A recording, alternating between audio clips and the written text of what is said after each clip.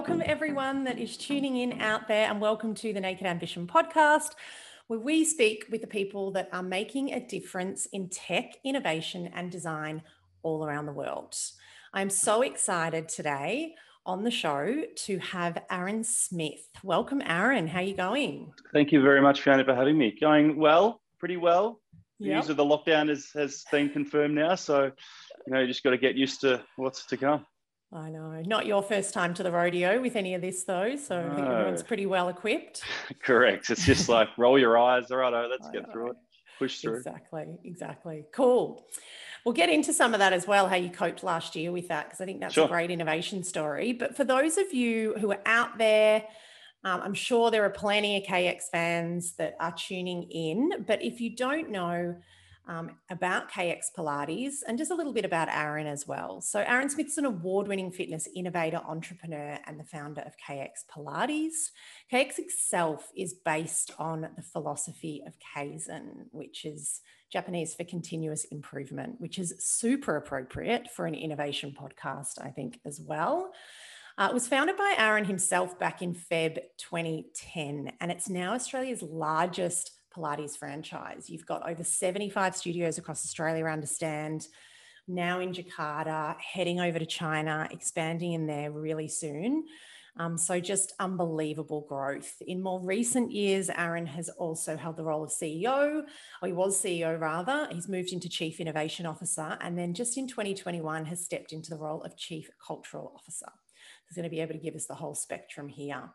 From a personal perspective, I'm a recent convert in the last 12 months to the cult of KX. And so really excited to hear about Aaron's story of just constant innovation and really amazing growth. It is truly a great Aussie innovation story. So welcome to you, Aaron.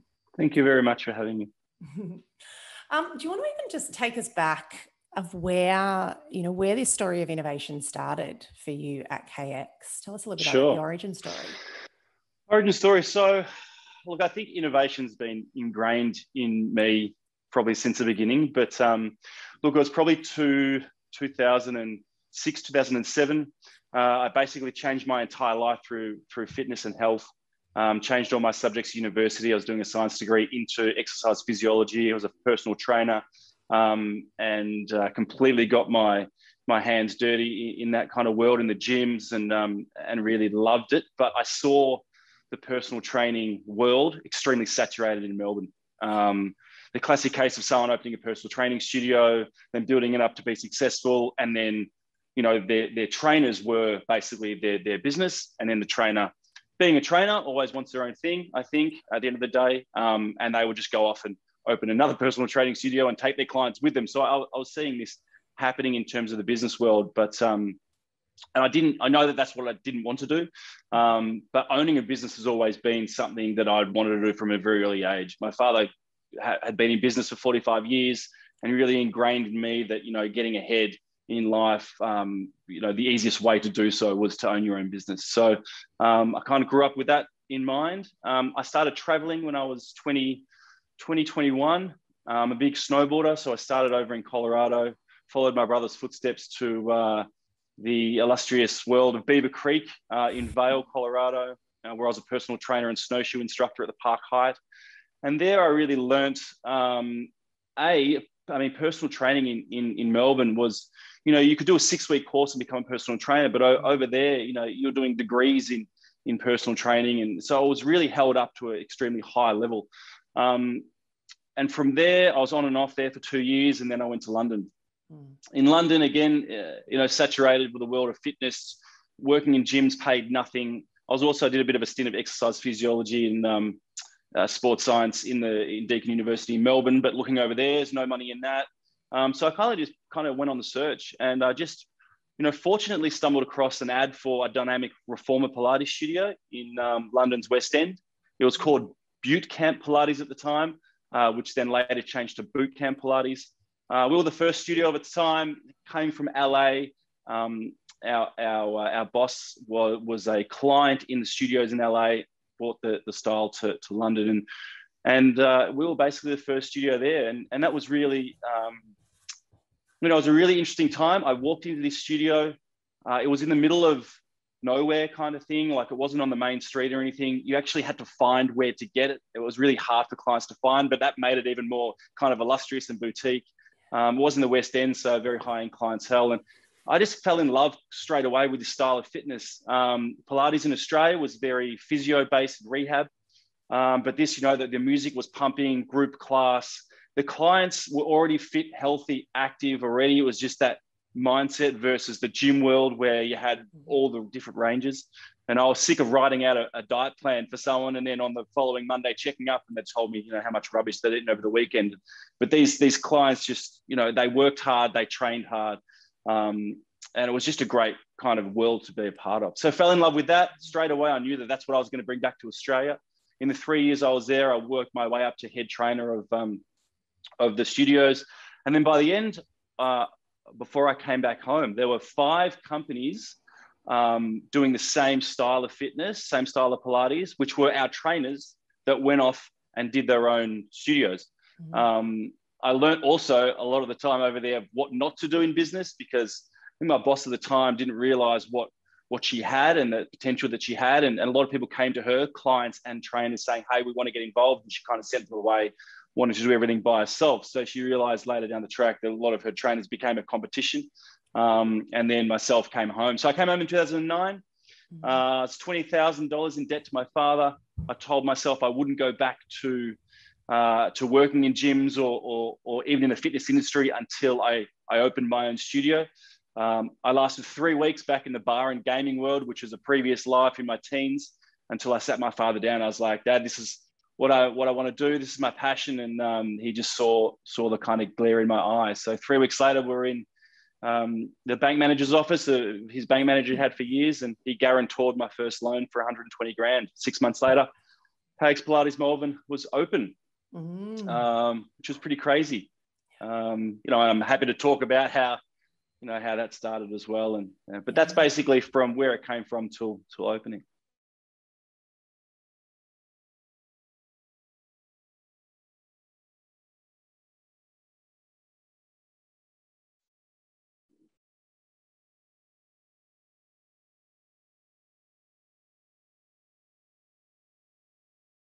Are you there? Just frozen a little bit. Where did that?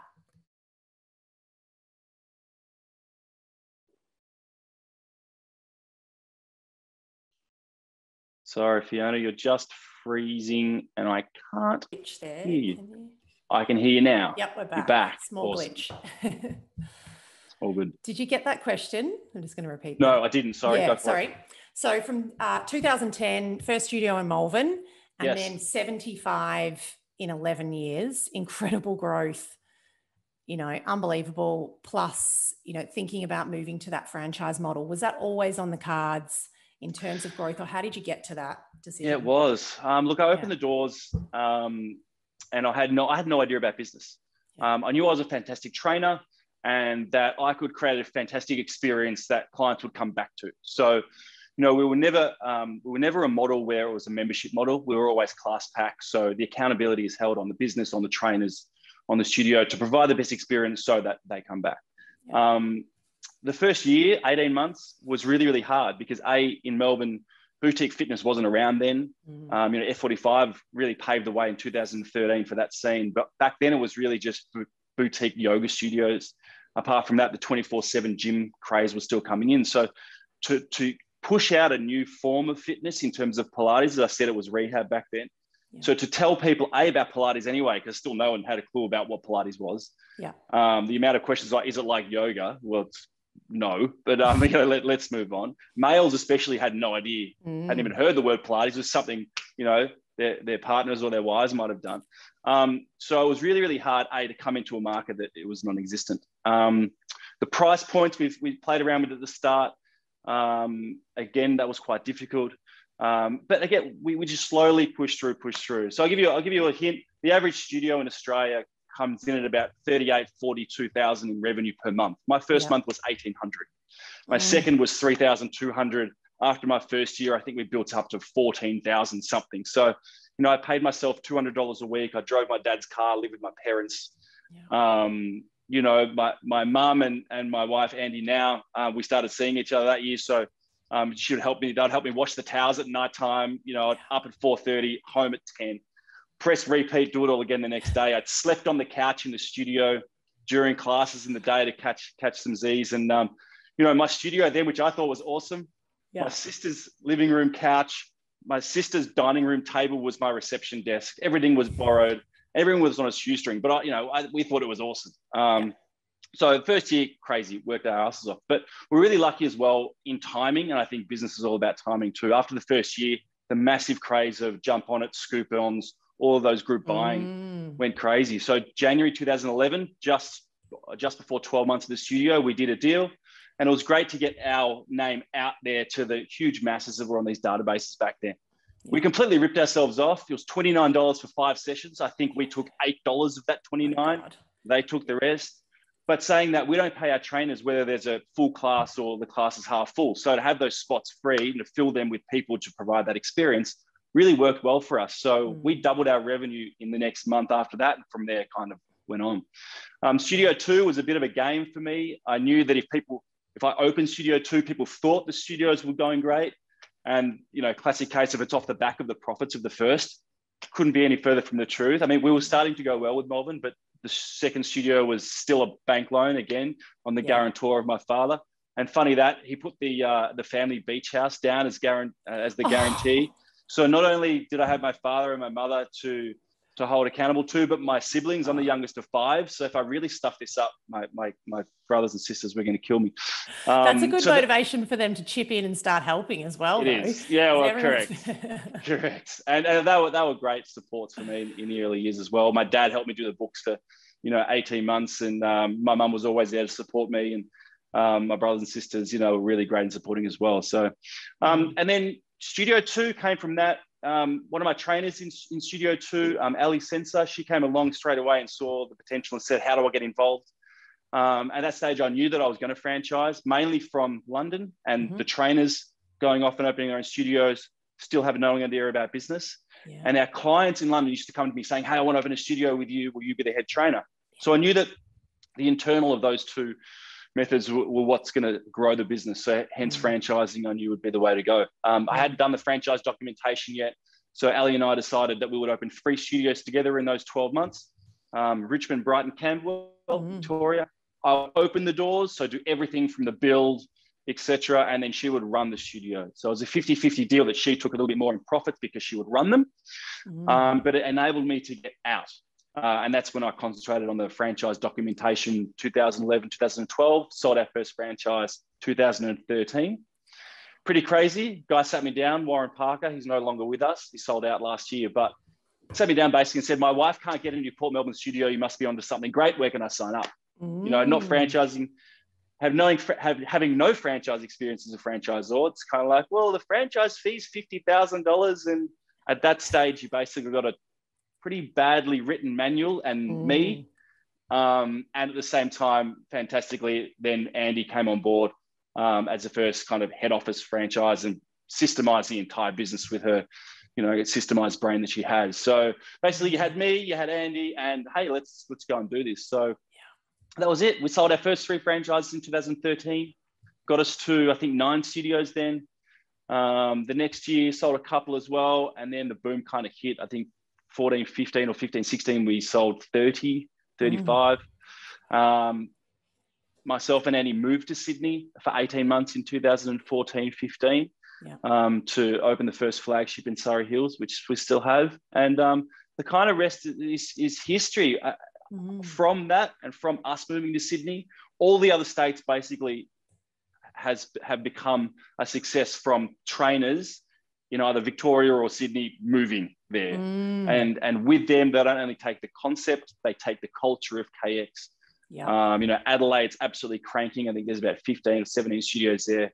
WA, Queensland are coming on really well, and Sydney's going crazy as well. And again, Julia, who owns 2 studios in Hobart, a Victorian client as well from way back when. So it's all really organically grown. And it's just some amazing people we've got around us. Got a few questions in there for some of that. It's just, yeah, congrats. It's really amazing. So within year 3, it sounds like you pretty much stepped out of sort of day-to-day ops within those first studios. Like were you still one of the trainers? Were you doing any of that? Were you fully back in, I'm growing this business from 2013? I still trained in Melbourne. Melbourne was my baby and still is my baby. So I was still a trainer there for a couple of classes a week. I think I stopped training when we moved to Sydney. We had no trainers when we opened. So I basically did every single class on the schedule for the first 6 weeks while our trainers were getting trained up. And that's when I kind of went, I'm done. I think there's only, my passion's also moved to business and helping others open their own businesses. So, my passion's always been through people. It started in the gyms with helping people achieve their goals and their full potential in what they could achieve in their fitness. And then it moved to business and really helping people achieve their dreams and opening their own business. So, and I think in my personal experience, there's only so many classes that you have inside of you. And from 3 years in London, 4 or 5 years in Australia, I can literally turn a chair around in a back corner with my eyes closed and teach a class. There's just scripts coming out of my head. I still love teaching the occasional one here, one there for like founders days or studio openings, but any more than 2 and I'm kind of pulling my hair out. It's just something that I did so often. So yeah. How do you keep that consistency through, like with that sort of speed of growth? And you mentioned that Ali's doing a lot of was it Ali, sorry, or Andy that's doing that? Ali. Ali was the first. Yes. Ali was Ali was our first studio owner as a partnership. There's now franchisee. Andy, my wife, systemized the entire business. Yeah. Beautiful. So is it a lot of Andy's systems that have been able to maintain the consistency through each studio? I've been to a lot of KXs myself, and there is just that cultural consistency, the consistency, different trainers, different routines, but they always have their own kind of spin on it that feels quite natural as well. How do you maintain that at that sort of speed of growth? There's 2 different sides. One is the studio fit out, studio builds, the systems, the processes, all the back end. It's just time and you need the right person to do that. I'm the big picture thinker. I run after shiny new objects where Andy is literally systems processed. Everything has to be perfect. I still am baffled by the way her brain works. I've never met anyone like it.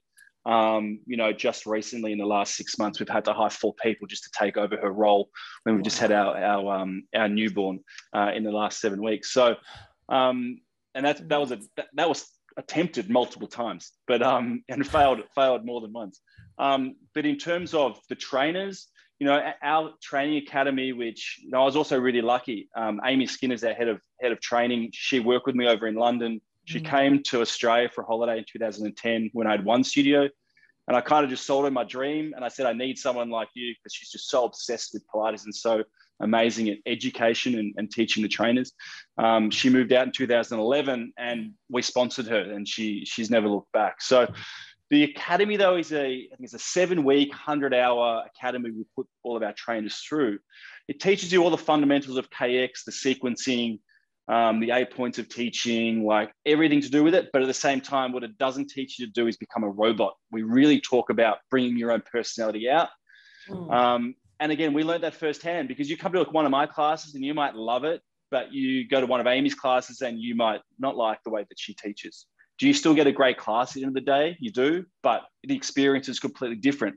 And people's personalities are completely different. So it's really interesting when we get a complaint about a trainer, we sit back and go, okay, what's the complaint? Is it about their personality or how they conducted themselves, or were they rude? Or was it just, you just don't mesh with their personality in the class setting? And when it comes to training, some people, I was a loud trainer. I'm an extrovert at heart.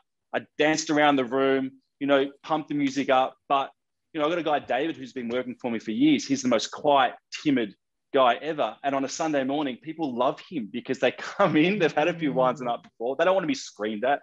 And his classes have been full on a Sunday, for the last 10 years. So it just dictates what you want as out of a trainer. And especially with a lot of our clients came from a world where they didn't like gyms. They didn't like the competition or people staring at them. And so they wanted just to be talked to normally and softly spoken to. And so there's ways of of bringing that out. So, so the structure is always the same in the academy, but we really talk about, bringing out your personality. Yeah. Awesome. I want to talk more about, this innovation story, because it was shortly before COVID, you moved into the role of Chief Innovation Officer, or that large innovation role. You took a couple of trips out to China. You were doing a big R&D piece. What were going to be our next unique reformer machines. Can you tell us a little bit about that process, where that's got to and where you're taking it now?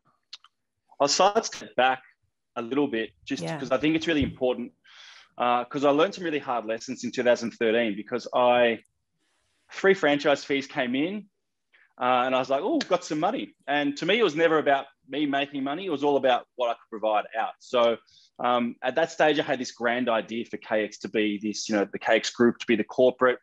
At that time, we were selling territories, and they were really large territories. And then, the ballet bar was really doing well overseas, and I was doing a lot of trips overseas. So then we came back and we opened KX Bar. So everything was slightly different to what was happening overseas. So we KXified that style. The next spot came available next door to my, so bar was great in 6 studios in Melbourne. Spot came available next to the Melbourne studio. And I was doing, hot yoga at the time, but I hated the fact that I was doing it wrong. I'm not a yogi, but no one was correcting me. So I wanted Melbourne's first assisting yoga studio to be ours. So KX Yoga was born. Again, Soul Cycle was going massive overseas, and Ali, she was super, super passionate about it. So KX Cycle was born. So KX Retreats came on in 2012, going to Bali and stuff like that. So it was kind of like, instead of the focus being on, we innovated outside of what we were good at. And they were all successes in their own right. But while Pilates was already on this exponential curve, we'd already grown KX Pilates for 3 years, where these ones were a little bit slower. And when we started moving into Sydney, the KX group as such, clients were like, well, where's KX Bar? Where's KX Yoga? And obviously that was still in the infant stages. So to us, it didn't make sense. And my focus and passion was always Pilates. So I loved opening things and opening businesses, but then the hard work that had to come in afterwards, was lost. And I had some amazing trainers and some amazing managers that worked alongside me that made them successful in their own rights. But in terms of aligning with KX Pilates in the growth trajectory that it was going, it just wasn't going to be, or it was going to take a lot longer. So we decided just to make the call, and we basically just, we debranded all of them off and sold them all off. And then our focus went back to KX. So it's interesting now because I go, well, if I didn't do that, where would we be today? Yeah. But saying that, I had to learn the hard way. And it was also a conference that I went to in America where the whole innovation keynote was about innovating within. It was about the guy who owns Just Cuts got up and he's got 1,500 studios in America going, we cut hair. We don't serve coffee. Yeah. We don't do this. We don't do that. We cut hair. And how we innovate is our systems and our experience and blah, blah, blah, blah. It kind of went on. And it kind of was a light bulb moment. And that was in about 2016. So I was like, cool. How can KX Pilates innovate within? And that's where, my dream was always to make our own machine. From the very early days, our concept dynamic Pilates came from Sebastian Legris, who he has now his own Legris method and kind of dropped the word Pilates off. We've always been Pilates, and we always will be high intensity dynamic Pilates. But I watched him kind of make his own machines in the early 2010s and probably earlier with his style of fitness. And I realized us being separate to the Pilates industry and being on that high and the fitness kind of level, we needed our own machine. It also opened my eyes when I started looking at international expansion. We had some big investors come to us and saying, unless you have your own concept machine that no one can copy, it's kind of pointless going into the Asian markets because they copy everything really quickly and they'll grow faster as well because they'll get investment on fast and copy you straight away and become bigger. So it was probably from that 2016 where the kind of the hunt was on. I went to my current manufacturer, Balanced Body, who are probably the number one fat manufacturer in the world out of America, but we were just too small then, and their production lines were pushing out generic machines. So they were kind of like, no thanks. It's a nice idea, but it's not really worth our time. So that's when I started looking at more bespoke companies out of China. So long story short, it was 3 years. 3 prototypes at that stage. multiple trips to China, probably about $250,000 in R&D, a lot of my time. And we bought it out.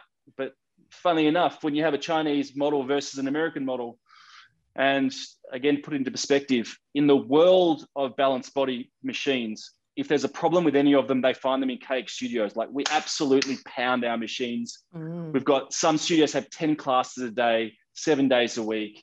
Just that churn plus our high intensity style. These things break, and they don't usually break, but if they're going to break, that's where you find them. So we threw them into studios. 55 studio machines went into studios end of 2018. And straight away they were just niggles from left, right, and center. Like, they worked as a whole, but there were just little problems that I knew I wasn't happy with. And at this stage as well, China was on the cards, and I had a bit of bartering power. Jakarta's already open. So that's when we went back to Balanced Body, saying, hey, how about it now? And thankfully, Ken, who's the CEO and founder of Balanced Body, kind of saw that dream that I was pushing, and that we were going to be bigger than just, I think we were 22 studios when I first talked to him. We were pushing 60 and in 2 countries. So the conversation kind of pushed on, and all the last year in COVID, I was basically testing 2 more prototypes. And again, instead of going back to the drawing board, we've hybrided one of his machines we already knew successful. We already knew had patents already, and were copyrighted, and we just kind of added our inventive touches to it. And voila, I think next month, the complete final model goes into studios. We've got about 250 currently in studios with just minor retrofits that will occur that, unless you're an engineer, you wouldn't even know the difference between the new ones coming out next month and the current ones. But they've been fantastic, phenomenal achievement, and it's kind of box ticked. International prospects are amazed now and really happy. And also being behind Balanced Body being behind us as the biggest manufacturer of the world. There comes a lot of power. It comes a lot of money to fight people who do want to copy. So that's also great for us as a brand that, moving up into Melbourne, and we call them the KX Copycat Studios. They basically just had a new brand and did everything we did. Now you can't go to another studio to have that same experience with those machines. So, and that's really powerful for IP and for the brand and moving forward as well. So yeah, it's exciting. So exciting. Can you tell us what the new patented machines, what do you think the experience is going to be, or the difference in the experience compared to now? Yeah, sure. What are you really excited about? So we've probably got over 20 new features on the new machine that will offer different to our old machine, but it really enables, there's 3 sort of things. There's variety. I think variety as a client, especially being 11 years in market, changes need to happen in our training. So not only variety for our clients, but variety for our trainers as well. I think after a certain amount of time teaching similar classes, we do freestyle our classes, so they're not always set the same, but you do get a little bit, what's next for me? So this is really exciting for our trainers to really get around. And, and just saying that in 2010, I think we had something like 500 exercises in the KX Academy. And just in the last 10 years with creativity of our trainers, which we give, we've got thousands now. So, we've probably added an extra 100 exercises to our repertoire, but I guarantee in another 5 years, put another 0 on that of what we can do. A lot of it's up the top end of the machine. We've put some more bars where the ropes come out of, and another platform. So that just adds a whole level of what else we can do. It really elevates also our intensity of what we can do in our workouts, because in KX, there's very minimal rest. So we sequence our exercises a lot of the time, upper body, lower body, upper body, or we throw abs in the middle. But while one body part is resting, we can train something else. So to have this element up the top end creates so much more to do there. So it's variety, intensity, and just exclusivity that you just can't go anywhere else to have the same experience at KX and a KX World workout now. So they're the 3 main things that we're super excited about. Yeah. And plus it just looks beautiful, the machine. Yeah. It's amazingly exciting. I mean, the whole story is so interesting from even an innovation theory perspective. Because when you think, and you just mentioned there that concept of learning at that conference to innovate from within. And I think so many organizations battle with this challenge every single day in every size, where it's you think about your horizons of innovation and your sort of your core existing offers, existing customers, and then adjacent, do I want new customers? Do we go with a new offer or an even transformational? And I think, you've even just said I'm a visionary, shiny object type personality. And it's so tempting, in that role to want to chase those shiny objects, or always just want to trace transformation, always trying to get to that next thing. It's almost, there is, this narrative sometimes in business that we also need to be constantly reaching for that in order to be really successful and to do really well. So I just, it's more of a statement, I guess, than a question, but I'm just, I really respect that approach. And it's so good to see that growth coming from that core innovation. Like, let's go back to what we are the best at and then look at every aspect of the business that we can innovate. I mean, you've still done something that's fairly transformative with this patented instrument, which is amazing as well, or this new bed that is potentially quite transformational. And then even the opportunities that that's going to give you then to be able to change up, as you said, some of the variety in the exercises, which is exciting. But what do you think? The question, I guess, is, will you stay in that kind of innovating within the business, or are you starting to think, okay, we might be ready to go out further? It's interesting because, I got to 2017 and I realized I didn't want to be CEO anymore. I wasn't good at it in terms of my personal innovation. I sat back and went, what are my strengths? What are my weaknesses? And I've always been a person that focuses on my strengths and kind of accepts my weaknesses. So CEO was something that I just knew. I loved the early days. I loved the relationships and the connections that I had with my early adopters and my first followers. But when you get to a big enough size, you just can't have that relationship with that many people. And I wasn't equipped to do so. And I went, well, what do I love? I love innovation. I love growth. And it's so easy, you said before, to follow that shiny thing. And I learned the hard way, and I call it expensive lessons back in the day. But to really focus and be patient in what you're doing, opportunity lands on your doorstep every day. And it's really easy to say yes. It's so easy to say yes. But the really hard thing is to say no to everything and really just pull something out and go, that's what we're going to focus on. And that's what we're going to focus so much time and energy on until it becomes successful, whether that takes us 6 months or 5 years. Once that's successful, then go off and do something. And time again, I see entrepreneurs go, I've got 10 businesses. It's like my head blows up when I think that, because I had 4 and I sucked at 3 of them. So my focus has become successful at one. And then now, fast forward 11 years, the innovation piece at the moment kind of sits. And don't get me wrong, we're always innovating. Like our website just got relaunched yesterday, which is amazing. We changed over systems 2 years ago. Our academy in COVID pushed us to a national online academy first up before you go into states to do your one-on-one training. So the business is always innovating, but now we 100% look in.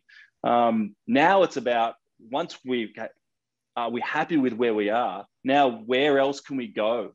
So, now we're sitting back going, internationally is a really big prospect for us, because not only are we at that stage, and don't get me wrong, 98% of our focus is still 100% in Australia, our growth here. But, if we can bottle what we've done in Australia and sell it to other countries and get the right partner, we feel it can be a real success, especially post-COVID, with everyone having fitness and health at the front of mind. Education for us is huge. We have such an amazing education piece in the KX Academy at the moment.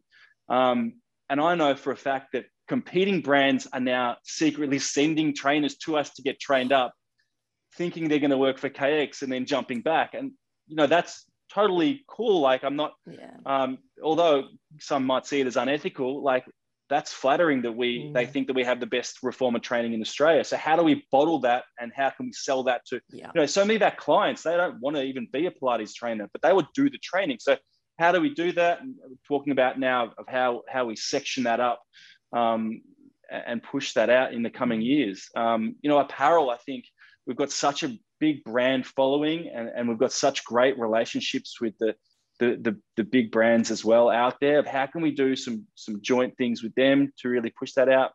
So there's so much opportunity on the table, and these pillars aren't new. These pillars have been my 3 pillars for probably 5 or 6 years, but it's about going, we're still focusing 100% in Australia, but what's going to be next? I can't tell you what it is because the innovation piece was just so important in my life for 4 years. And that's Selena's kind of call now as CEO of where she wants to take the business and what arms. But personally now, I think COVID really opened up the doors for where I sit in the business. I think because the KX Former project came to an end, I really felt a need for me to get back involved and kind of spread the love and lift the culture in KX. I felt, the last 10 years, we've really been focusing on growing the company. And my personal approach for the next 10 years is to grow our people. And how to do that is, we launched an internal piece called Belong to Something Better. And that's just about myself and our team providing value back to our owners. So that comes in forms of interviews, articles, learnings, and that goes out probably on a 2 or 3 week basis of just giving back to our owners. Some of our owners are the most successful small business owners in Australia. Like, as I said before, the average is 38 to 42. We've got some studios pushing 65 to 80,000 revenue a month. It's just insane.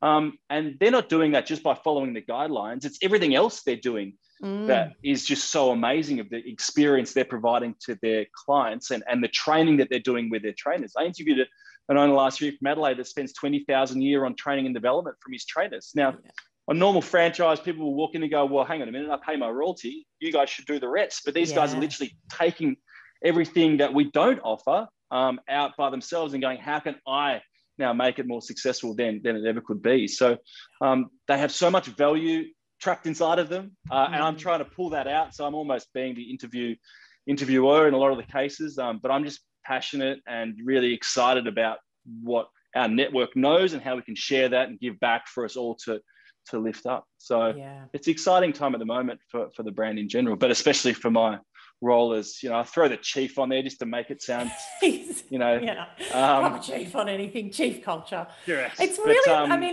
that's extremely important, at the size company that you're at, being able to create, we just talked about that idea of consistency across, all of the franchises and everyone feeling really supported and also connected. And I would even imagine, a year like last year probably made that feel ever more important. How can each of the different business owners learn from each other?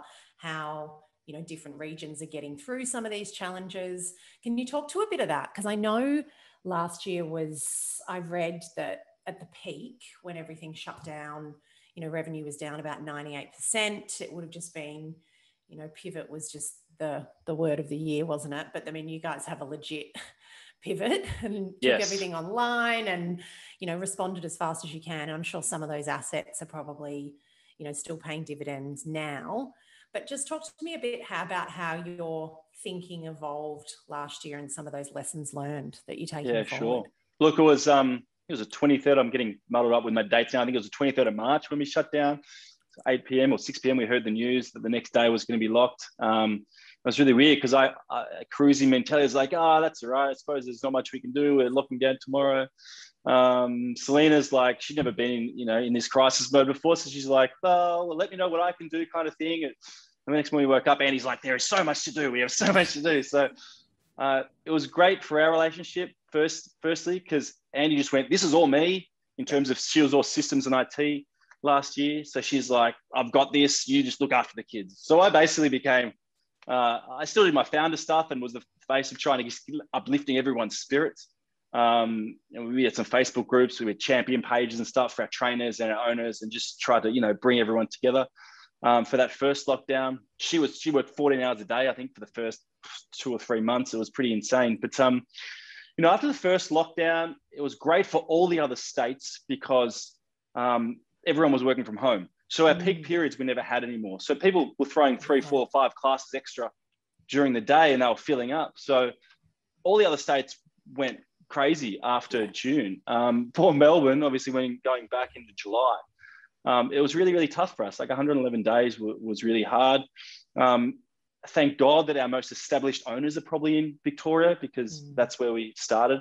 So it was great. We knew that they would push through. Our landlords came to the party. Government support was great. So we knew that, and we didn't lose any, which was fantastic. And head office was probably affected the most, being in Melbourne, but having to support the rest of Australia. We talk about that every time any state went into lockdown, head office went into lockdown because they had to react straight away, work crazy hours, the days following that lockdown to get all the communications out. And, it really, really wore a lot of our guys down. We probably lost half the team that were working for us last year. And I still say, thank you to those guys. They might be listening, but, if it wasn't for them and, for the hard work of the team, we wouldn't have got through. But, we had to pull people down to 1 to 2 days a week, but expect them to work full time. So it was pretty crazy. And that's when probably coming in out October, November, probably the lowest of the low. Probably before that, September, October, just before we got out, that I just realized that the whole feeling around the company was really shit. All the other states were probably pissed off that they weren't getting the support that they should have from Victoria or from head office that they usually did. Victorian owners were obviously battling homeschooling and loss of income and being closed for so long. And it was just a real time for us to draw the line and say, right, this is where I want to show my face a lot more again and really come back into kind of uplift everyone's spirits and bring this culture back of, head office staff in the past are like, this is the best company I've ever worked for and I love coming to work every day. Owners were like, this isn't a job. This isn't owning the business is so much fun and such a lifestyle decision. And just those amazing feelings just weren't there. And yes, it was all to do with COVID and et cetera, but it was just a really good time to go, right, what can we give back and how can we get out of this? And I think the message was heard really, really well. And it's been great. I mean, Melbourne was hard as well because we lost a lot of trainers. They either moved back into the country or they did their own thing. And so it was hard coming back out of Melbourne, but we're back now to where we were pre-COVID. So I think if we just delete the COVID year from the whole business, although it was hard, the lessons have been learnt. But for us personally, again, I think growing a business, you just become resilient. So it was after, the first night of me going, oh, we'll be okay. We kind of just, concentrated and got into how we're going to get shit done mode, which we'd just done so many times before with, we had COOs leaving in the past and we had to jump back in. And so Annie and I have jumped back in crisis mode many times. So, and after the first lockdown as well, Selena really got into the groove as well, to really drive through. So we all came together really good in the end. But fingers crossed, 7 days now. That's it. We get back to doing what we were doing yesterday. So yeah, I know. I'm happy just to let them do it this time, get it done. Yep. Hey, so just to wrap up, this is the new role, Chief Cultural Officer. It's a big one. What's your big vision for this role? Where do you want to take things in this role? And to me, it's just providing value to our owners. I don't think it's not getting bigger. I think it's literally just where do I sit in the business? I'm still very much passionate about innovation. I've got a young family, which is another reason why I stepped out as CEO. Again, it was never about money for me. So if I can spend every day taking my kids to school, picking my kids up from school, my daughter's not in school for another 2 years. My youngest daughter just got born, so she's got a while. Oh, congrats. So while they're young, and my son's only in prep. So while they're young, it's amazing for me to be able to be the dad. I love the saying, a businessman. I'm not a businessman with a family. I'm a family man with a business. And again, Andy's stepping to the side of the business as well, to have our third child as well. So it's a great place where we are at the moment. So all I want to do is just give back to our owners. I started a kind of a founders tour at the end of last year, went to a few states just to teach a couple of classes and kind of, spread the buzz in the atmosphere, which I really love doing. I still love connecting with clients. So it's just about being around. And Selena and the team, our new team, our old team were amazing, but our new team she's hired are just so phenomenal. So I'm really excited where we can get to with our new team, who have just so much experience. I think COVID was great to push people out of their roles last year. So she's attracted some amazing talent. So the growth of, I think Australia can easily get up to 150 and beyond over the next 5 years. International for us is really exciting. So China, we've actually got about 12 studios open in China now. We're trialing a few different models in personal training studios, standalone like we have in Australia. The postnatal recovery centers are huge in China. There's 2,500 of them where women go for 3 months post baby to kind of get their bodies together. So looking how we can work in with them. They so that's stay super there exciting for 3 as well. months. They do, yeah. And even the lower to middle class, they save up for their life so that when they do have a baby, and that's what I think they have, the family environment over there is just so much more placid, because those first couple of months that are so stressful, these women just basically get their bodies back together, and the baby is brought to them to connect and to feed, and then taken away, and off they go recovering. So it's a really interesting world that is over there. But my business partner over there has got some great experience in the fitness industry, so it's really exciting to see where KX can go there under potentially different models. And then just look to go where to next. New Zealand can't be far away. Canada's another hotspot, and still, Southeast Asia, Singapore, Hong Kong, those really exciting countries that, the expat and the kind of the Western culture are kind of mixed in. We're still in a very much an Australian brand over there. So as much as they'll kind of localize it to their market, they'll still be very much sold as an Australian brand, which is really exciting. So, and again, those kind of pillars that I talked about, it's kind of which one and where we're going. And that's kind of what we're deciding on now, of what will go down and how we can go about it. So it's really exciting where we can go to. And our job is now just to oversee it. We sit on the board, and we kind of just direct Selena and help Selena with the day-to-day running of the business. But yeah, so the cultural officer, it's a bit of giving back really to the owners that have just given so much to be a part of the network. No, good on you. Actually, I'm going to throw in one bonus question that's just sure to me. I'd love to know. So you're a big learner. You've talked about a few of the conferences. I've read you sort of speaking about some of that learning that you've done throughout some of the tricky times in the business and getting inspiration. Where do you go now for that kind of inspiration? Podcast, books? Do you have time for any of that with three little ones? Where do you kind of... you know what I've just actually forgotten. It's called BE 2.0 by he wrote Good to Great. What's his name? I've just gone absolutely blank. Good to Great, Built to Last, Jim Collins. He's just redid this book, and it's been sitting on the front seat of my car for like 4 months. I just can't get any time to read. So podcasts I do go to when I exercise. I listen to a lot of podcasts, but I'm involved in Entrepreneurs Organization, which is a global entrepreneurs business kind of group that's worldwide. I joined that in 2014. So I'm very much ingrained in that. But my learning comes from people. So through that and through just my connections, I ask so many questions and I learn so much from people doing that. So for instance, like internationals looking on the cards for us, we just bring in the franchisors who I know have international experience, and we kind of learn from their mistakes. That's the best way I learn.